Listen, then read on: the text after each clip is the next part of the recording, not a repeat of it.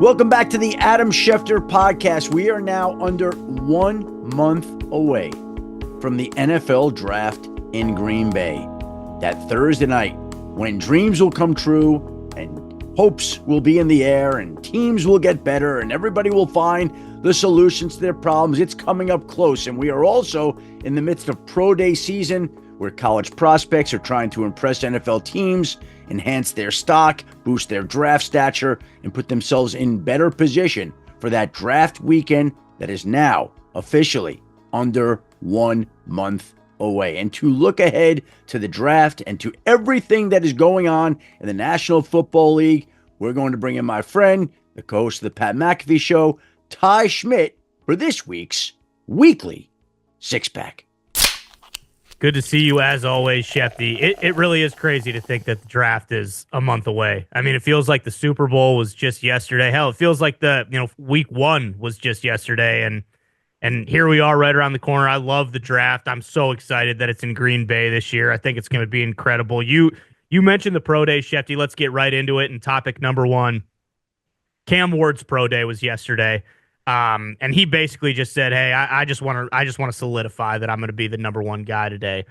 In your opinion, is it fait accompli that he goes number one to Tennessee? It kind of seems like that's the way it's kind of shaken out here over the last few weeks. Yeah. And if that is the case, do you still think that the Browns will take a QB at number two? I know that going into draft season was kind of something that you were very sure of or certain. Well, I think part of the reason I thought that they were going to go quarterback is I think they wanted Cam Ward.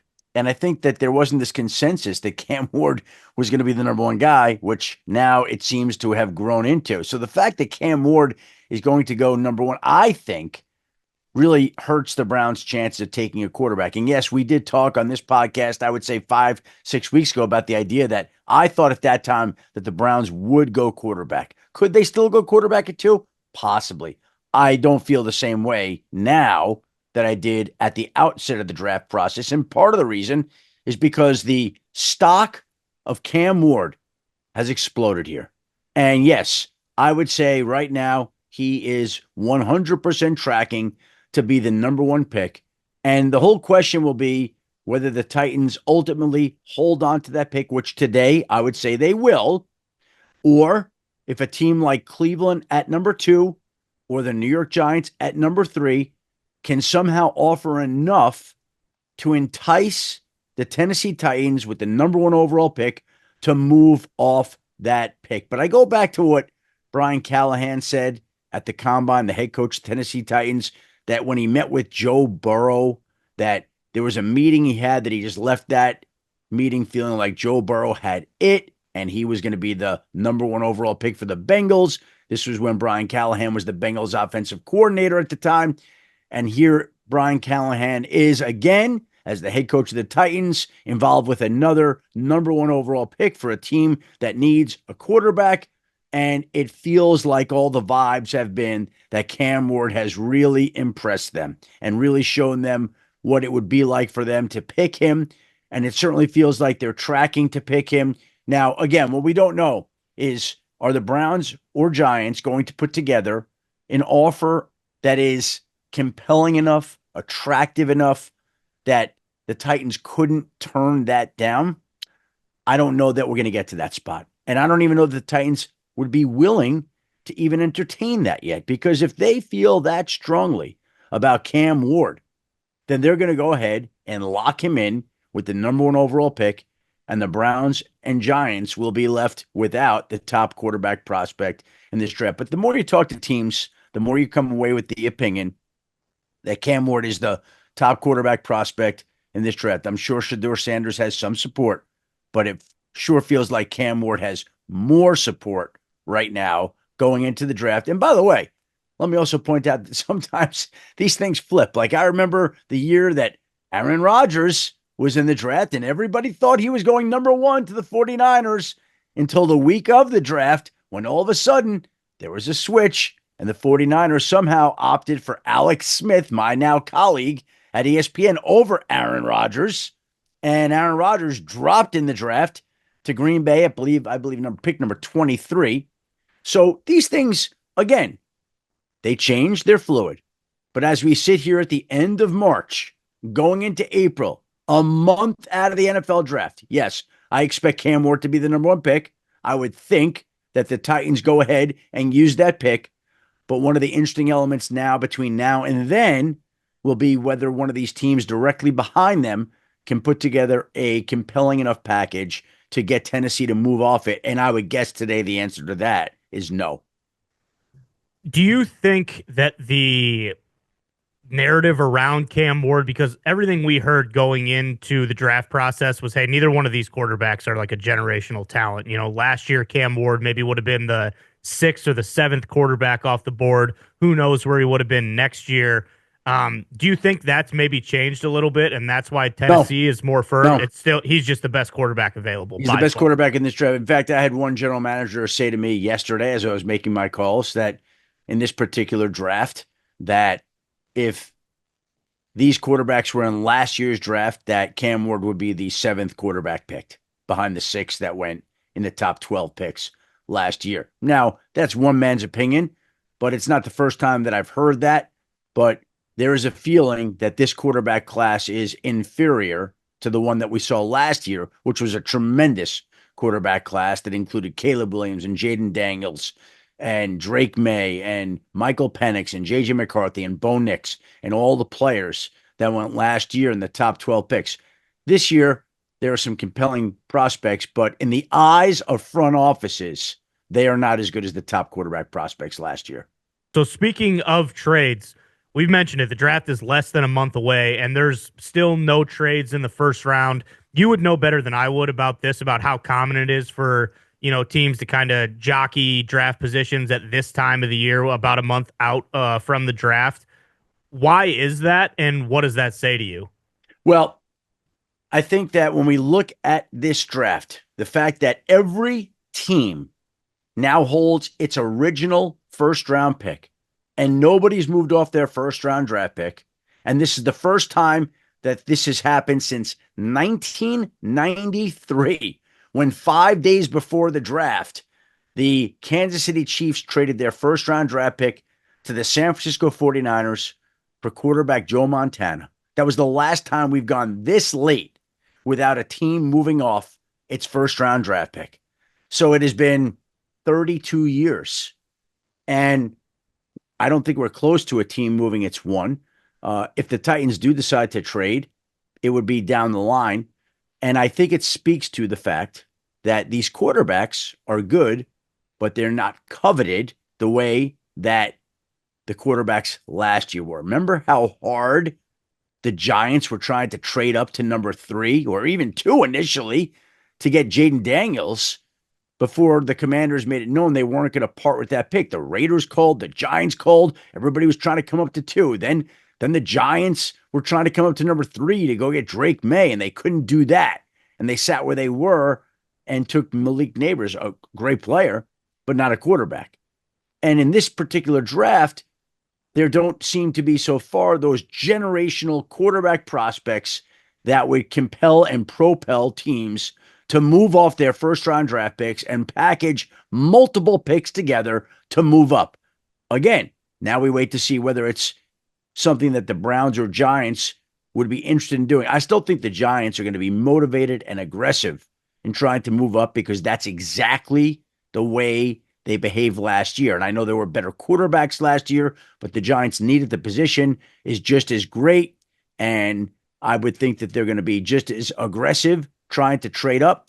But again, the Titans haven't shown any willingness to date so far that they're willing to move off that pick. And now we'll wait to see. But yeah, everybody's got their original first-round draft pick. We don't ever see this. Haven't seen it in 32 years. And the last person to be responsible for making this kind of first-round pick drought was Joe Montana when the Chiefs got him in a trade from the 49ers.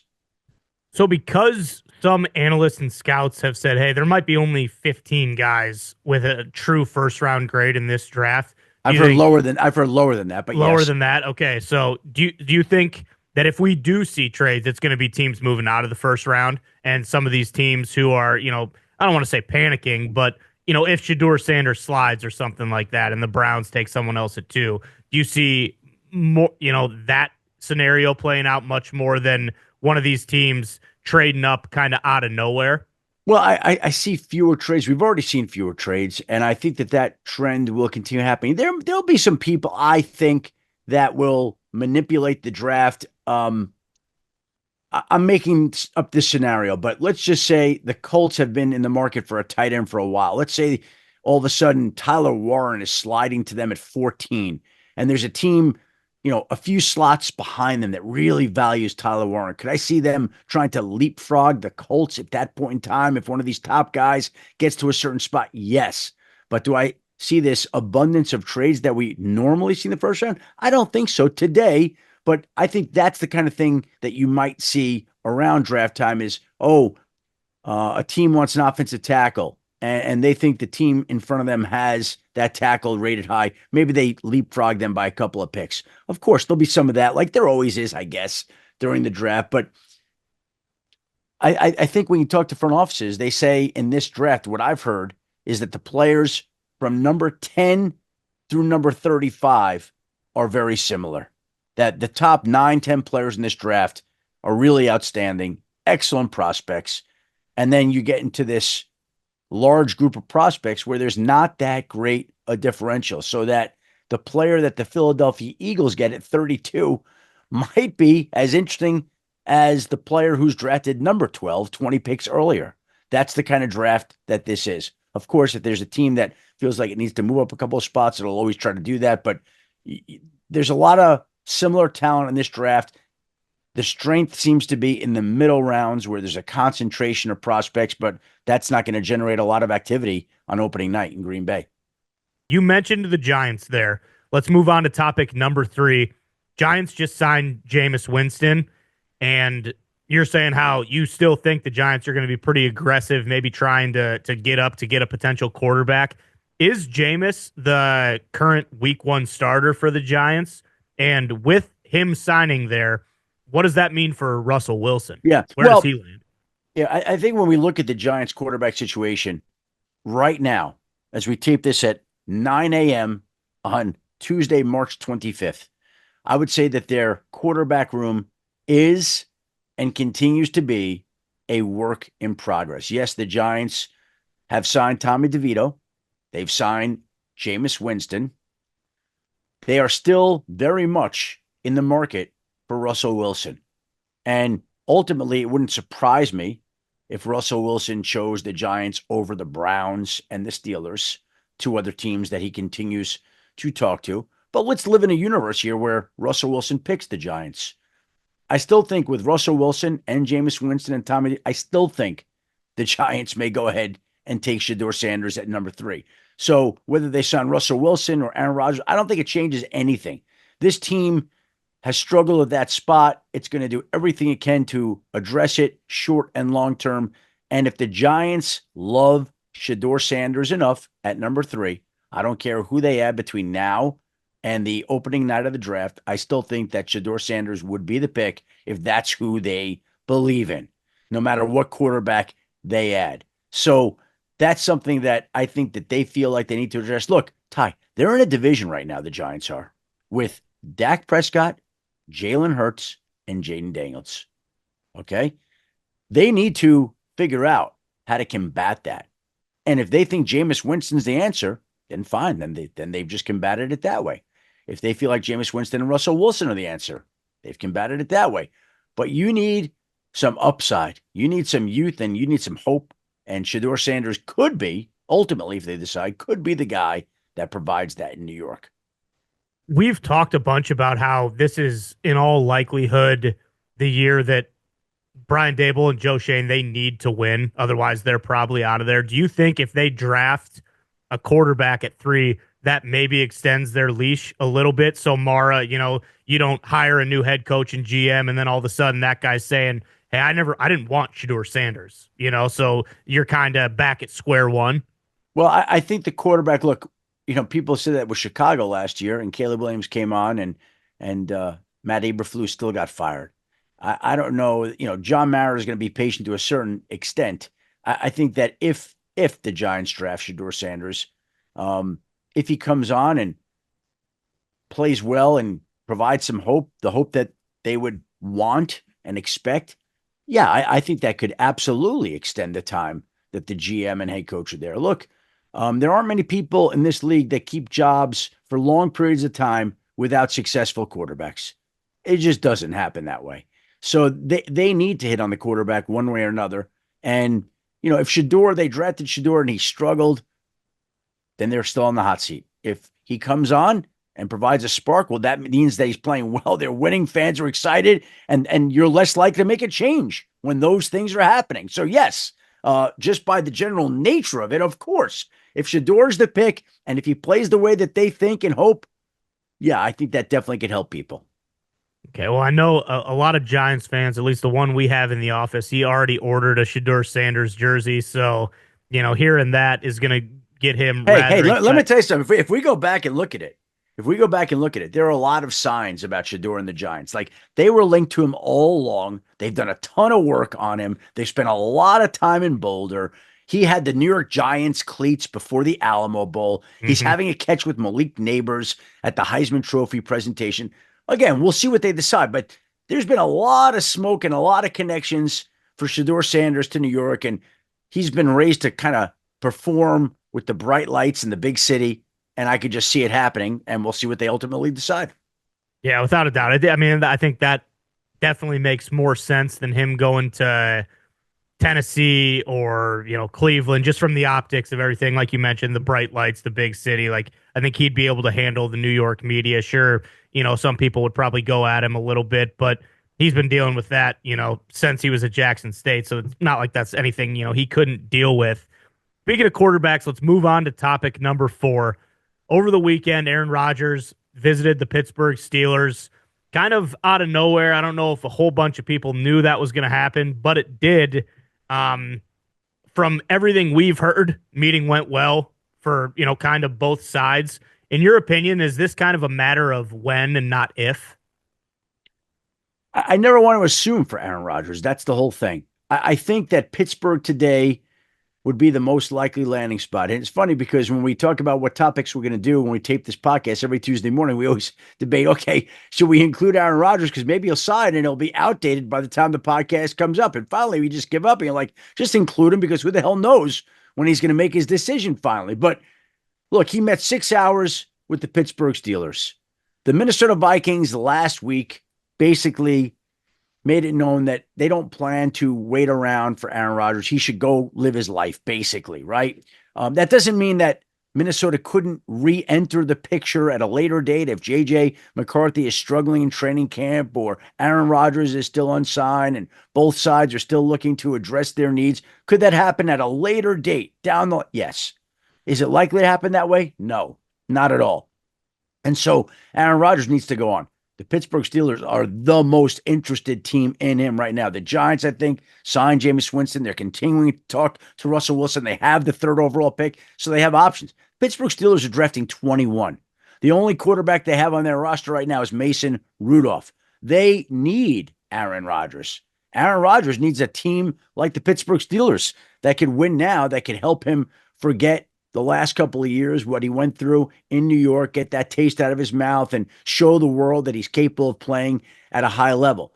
So again, with him, you never fully know. And I don't plan to speak for him, but the Pittsburgh Steelers and Aaron Rodgers are the most logical match right now. Doesn't mean it will happen, Ty. Maybe Aaron Rodgers decides he doesn't want to play football. Maybe he wants to sit around and wait for another opportunity. But as we look at it objectively, here today, he could use the Pittsburgh Steelers. The Pittsburgh Steelers could use him. They are the team that appears to be, at this time, the most interested in signing him. So by all those descriptions, you would think that that's the one that makes the most sense and is most likely to happen. But with him, you never fully know. It certainly seems like everything's kind of trending in that direction, but you're right. I mean, he could decide, today or tomorrow that you know what, I don't want to play football this year. I'm just going to retire.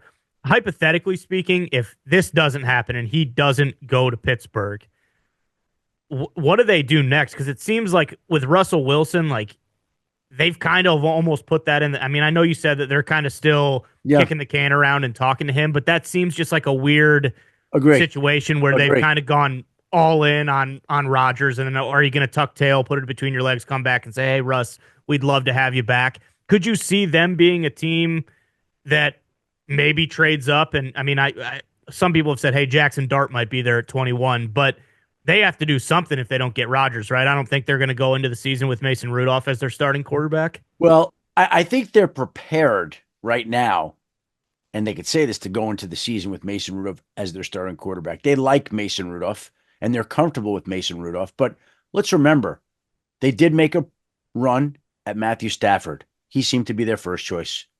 Then they went after Justin Fields and tried to bring him back to Pittsburgh. He seemed to be their second choice. Aaron Rodgers seemed to be their third choice. So could you go back to Russell Wilson as the fourth choice and say we want? It just seems a little odd. Does it mean it couldn't happen? No. Maybe they're better off with each other, but they've been down a lot of quarterback roads and none of them have worked out other than Mason Rudolph. And so if the Rodgers scenario doesn't come through and doesn't develop, what does Pittsburgh do? Yeah, maybe you look to one of those guys in the draft, the Jackson Darts and Tyler Shucks of the world. Maybe you go and explore Joe Flacco. Cousins, maybe. I've always felt that the Kirk Cousins scenario is the break the glass emergency scenario that some team's waiting for, that some team doesn't get the quarterback it wants in the draft, in free agency, and they call the Falcons on day 3 and we're like, oh, we'll give you a 5th round draft pick for Kirk Cousins. And the Falcons get something back for a guy that they paid a lot of money. They wash their hands of him and he gets sent to a place that is a real quarterback need. So there are options, but there aren't any that force them to say, we're not waiting for Aaron Rodgers. Their best option right now is just waiting to hear from Aaron Rodgers, and they haven't heard anything yet. As of this morning, I know it's been slow going. They're waiting like everybody else. And again, I think they're focused on that. That seems to be the one that everybody's waiting to see if and when it happens. And if it doesn't, then we could start talking about plan B, C, D for the Steelers, although I think they've already moved on to plan B, C, and D in a certain way. So yeah, that'll be interesting. And again, it's just a waiting game. We'll see what happens. I think this will be the 5th starting quarterback for the Steelers That's in correct. 5 Straight years. years. Yeah, so it's like it's one of those things where maybe they're going to end up drafting a guy anyway because maybe Rodgers plays 2 more years if he goes there, but they're going to be doing this same song and dance within the next few years. So very, very interesting. I agree with you though. I think they've put all their chips in that basket. I think if Rodgers is going to play anywhere, it's obviously going to be in Pittsburgh, and I think they realize that he's the best option as well. Let's move on to topic number 5 of this week's Six Pack, Shefty. Kind of under the radar because, maybe of the division that they're in and they have a rookie or had a rookie quarterback.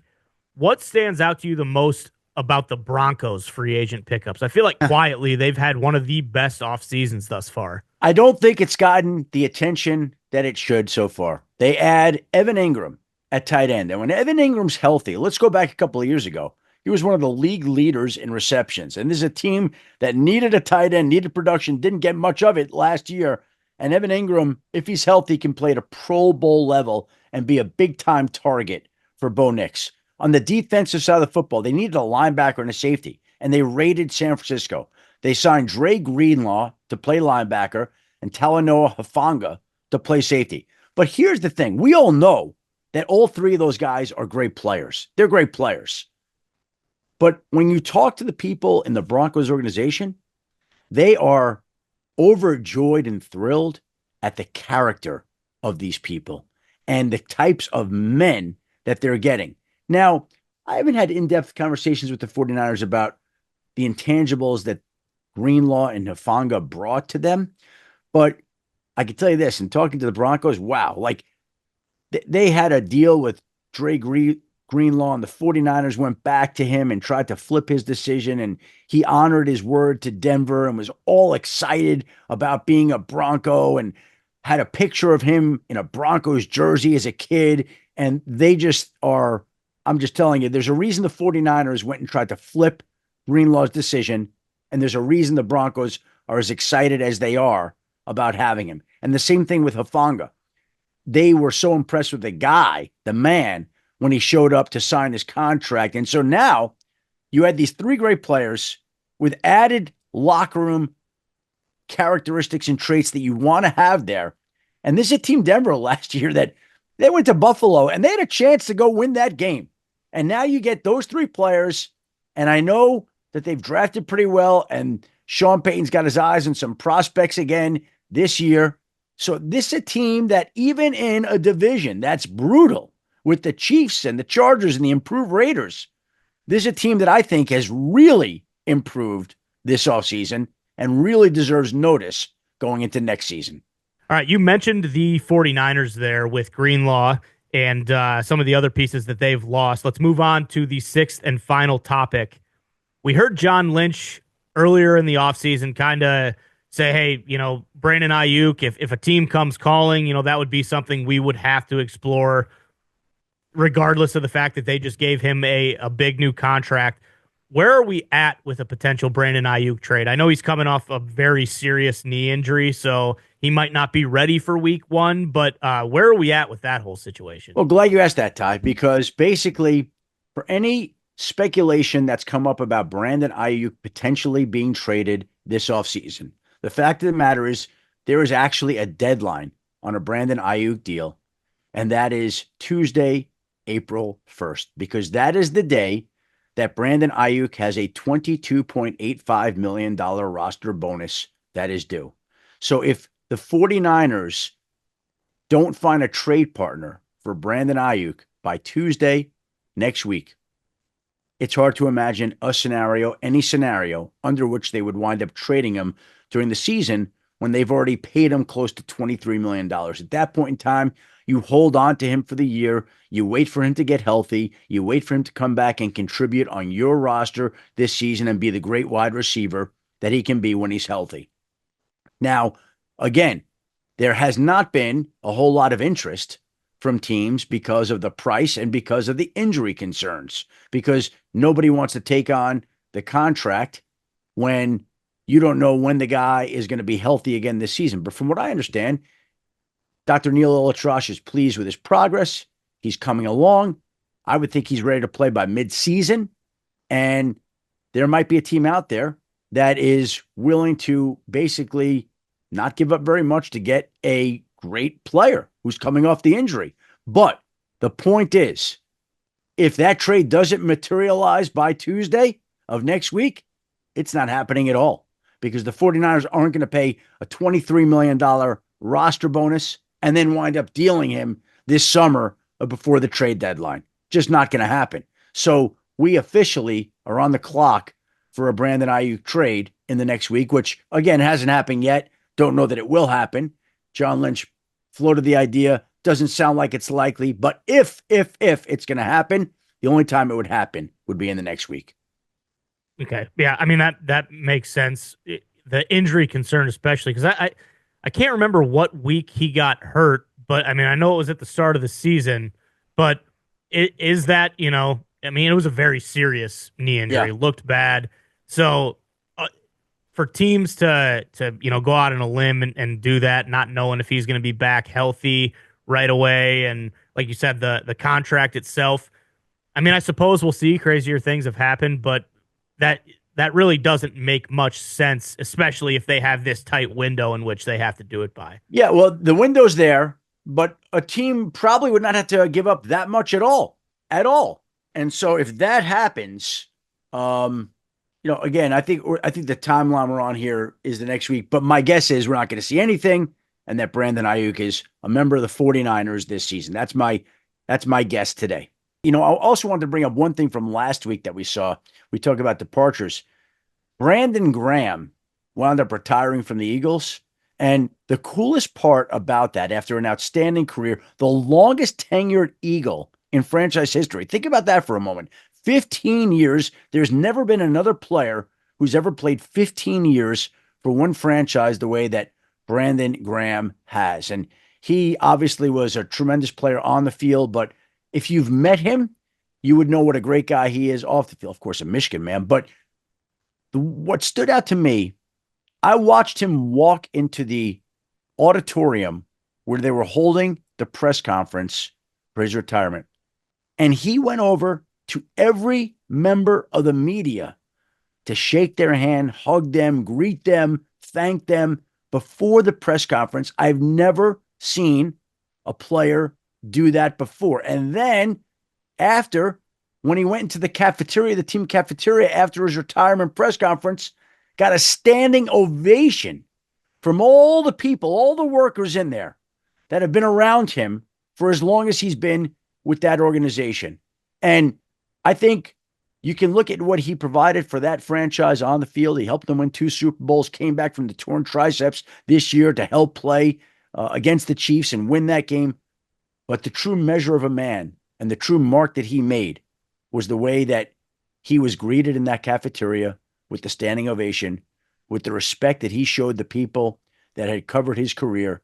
And he impressed me so much. And what happened around him that day was so remarkable. And it speaks to who he was as a person and why that retirement resonated within that organization and why he meant as much to that group as he did. The other thing that I want to point out from this past week, we lost a great reporter from Denver, my friend Norm Clark. And before we came on this podcast, Dan Stanzik said, I'm very curious about what it was like for you to cover other sports back in the day. Well, it just so happens, I was glad that Dan asked that question because it reminded me to talk about Norm Clark this week. And Norm was a reporter who loved baseball. And he was an Associated Press reporter who covered Pete Rose and Cincinnati and was eternally at war with Pete Rose. He and Pete Rose got into it a whole bunch of times. Norm went on to cover sports for the Rocky Mountain News, and they assigned him to the coverage of Colorado trying to get a baseball team. Now, at the time, I was a young reporter. This was the early 1990s. And the sports editor, Barry Forbes, assigned me to Norm to help him break this story that Colorado might be getting a baseball team. And I remember Norm was making a bunch of calls. It was close. Baseball was expanding that year. There was discussion about where it would be expanding to, St. Petersburg and Tampa Bay and Colorado and other places. And I remember Norm was close to getting the story pinned down, but he couldn't get it. And all of a sudden I came to him. I don't remember who I was on the phone with, but somebody said, you need to call Tal Smith, who was the former, I believe he was the executive with the Yankees, might have been their Yankees general manager, went with the Cleveland Indians, huge deal in baseball. And I'm like, Tal Smith. They're like, Tal Smith. Got Tal Smith's number. Walked over to Norm Clark. Gave him Tal Smith's number. Norm very quietly calls Tal Smith. And Tal Smith gives the final confirmation of the story that Colorado is getting an expansion baseball franchise that lands on the front page of the Rocky Mountain News. That at that time became the biggest story in a long time. And probably, I would say, if I could speak for him today, the biggest story of Norm's career. Like, Norm loved that story. And it was so meaningful to me to give him the name and number of the guy that would provide the final confirmation of all the story that he had put all this time and work into. And last week, Norm Clark died after a couple of decade battle with prostate cancer. He was a great man. He had an eye patch over one eye. People always knew him as the eye patch kind of guy. A tremendous reporter. And when Dan Stanzik, our great producer, asked me what it was like to cover other sports, it instantly connected me to Norm Clark, another giant in the industry that has left us, that we will always remember the great Norm Clark. So, again, an emotional week for people in Philadelphia losing Brandon Graham, an emotional week for all the people who knew and loved Norm Clark, me included, and a lot of great people here obviously have made their mark on a lot of other people. All right, Ty, thank you very much for the time today. Appreciate your time today. I want to thank our great producer, Dan Stanzik. I want to thank you, the listener, for tuning into another Adam Schefter podcast. We'll be back Wednesday next week, which I believe will be April 2nd, which will be past the Brandon Aiyuk roster bonus day and past the owners' meetings. And we'll bring you all the latest insights and information and draft gossip from the owners' meetings in Palm Beach, Florida. Until then, have a great week, everybody, and go blue in the Sweet 16.